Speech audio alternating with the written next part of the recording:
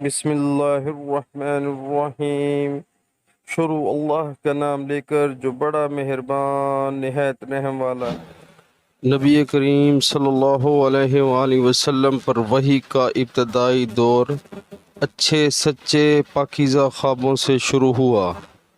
آپ صلی اللہ علیہ وآلہ وسلم خواب میں جو کچھ دیکھتے وہ صبح کی روشنی کی طرح صحیح اور سچا ثابت ہوتا۔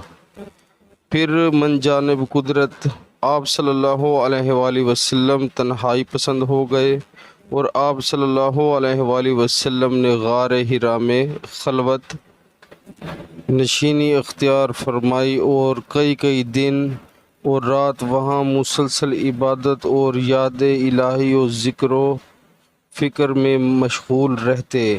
جب تک گھر آنے کو دل نہ چاہتا توشہ ہمراہ لیے ہوئے وہاں رہتے۔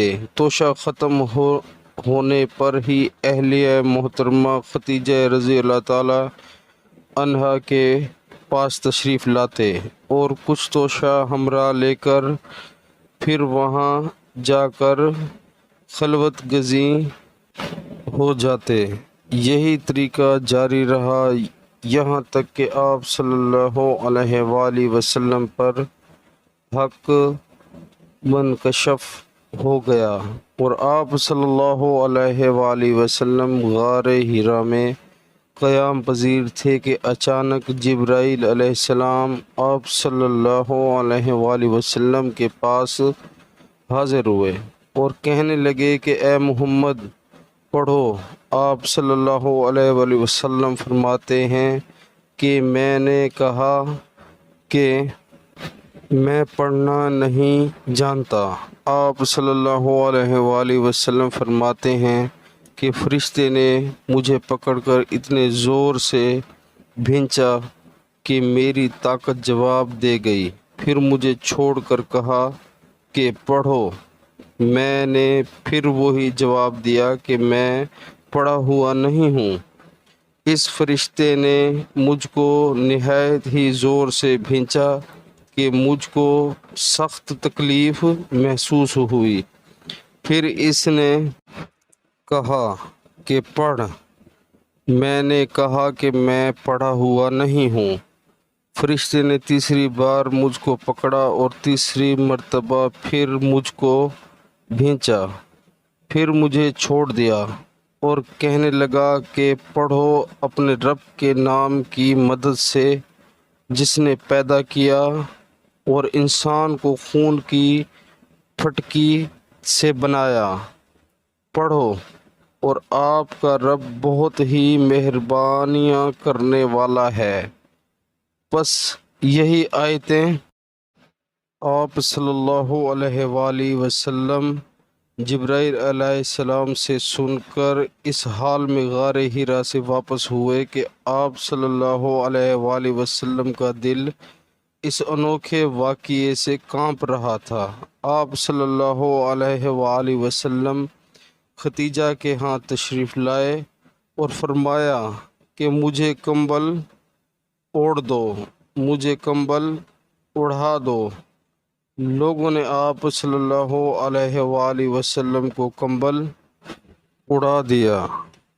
جب آپ صلی اللہ علیہ وآلہ وسلم کا ڈر جاتا رہا تو آپ صلی اللہ علیہ وآلہ وسلم نے اپنی زوجہ محترمہ خدیجہ رضی اللہ تعالی عنہا کو تفصیل کے ساتھ یہ واقعہ سنایا اور فرمانے لگے کہ مجھ کو اب اپنی جان کا خوف ہو گیا ہے۔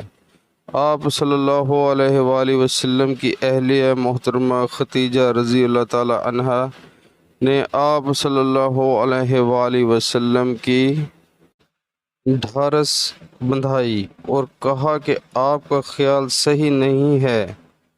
اللہ کی قسم آپ کو اللہ کبھی رسوا نہیں کرے گا۔ آپ تو اخلاق فاصلہ کے مالک ہیں، آپ تو کینہ پرور ہیں، بے کسوں کا بوجھ اپنے سر پر رکھ لیتے ہیں، مفلسوں کے لیے آپ کماتے ہیں، مہمان نوازی میں آپ بے مثال ہیں، اور مشکل وقت میں آپ امر حق کا ساتھ دیتے ہیں۔ ایسے اوصاف حسنہ والا انسان یوں بے وقت ذلت و خواری کی موت نہیں پا سکتا۔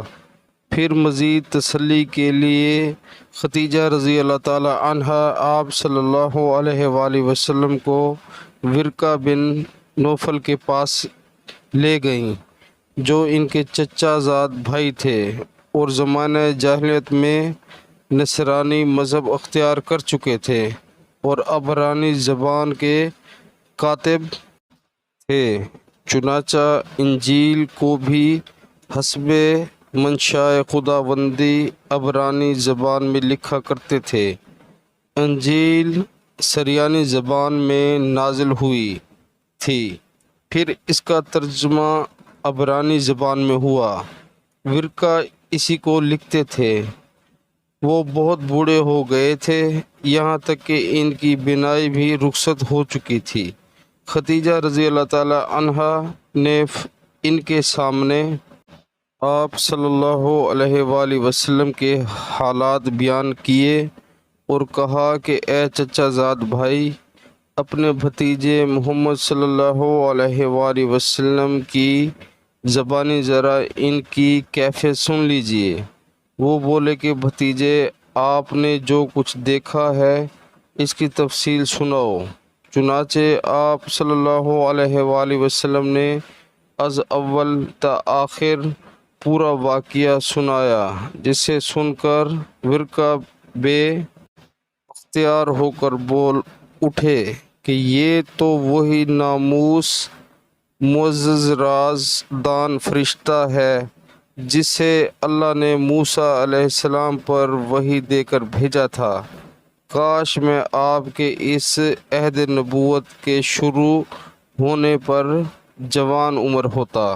کاش میں اس وقت تک زندہ رہتا جب کہ آپ کی قوم آپ کو اس شہر سے نکال دے گی۔ رسول اللہ صلی اللہ علیہ وآلہ وسلم نے یہ سن کر تعجب سے پوچھا کہ کیا وہ لوگ مجھ کو نکال دیں گے، حالانکہ میں تو ان میں صادق و امین مقبول ہوں؟ ورقہ بولا، ہاں یہ سب کچھ سچ ہے، مگر جو شخص بھی آپ کی طرح امر حق لے کر آیا، لوگ اس کے دشمن ہی ہو گئے ہیں۔ اگر مجھے آپ کی نبوت کا وہ زمانہ مل جائے تو میں آپ کی پوری مدد کروں گا۔ مگر ورقہ کچھ دنوں کے بعد انتقال کر گئے۔ پھر کچھ عرصہ تک وحی کی آمد موقوف رہی۔ مسلمانوں، اللہ اور اللہ کے رسول صلی اللہ علیہ وآلہ وسلم کا حکم مانو اور آخرت کی زندگی سنوارو، بہت فائدہ ہوگا۔ السلام علیکم ورحمۃ اللہ وبرکاتہ۔